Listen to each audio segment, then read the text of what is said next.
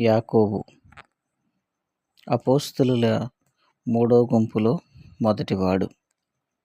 యాకోబు అల్ఫయి కుమారుడు. ఇతని చిన్న యాకోబు అని పిలువబడెను. యేసు ఎక్కడికి పంపినో అక్కడికి వెళ్ళి పరిచర్యని చేసెను. మరియు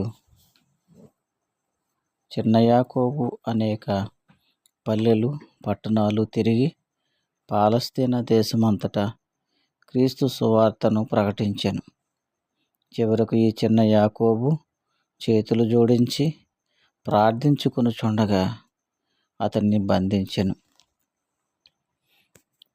మంచి పోరాటమును పోరాడుడి, క్రీస్తుని గూర్చి ప్రకటించినందువలన యూదులు ఇతనిని పట్టుకొని యెరూషలేము దేవాలయ శిఖరమును తీసుకుపోయి క్రిందకు పడద్రోసి ఘోరముగా రాళ్లతో కొట్టి చంపిరి.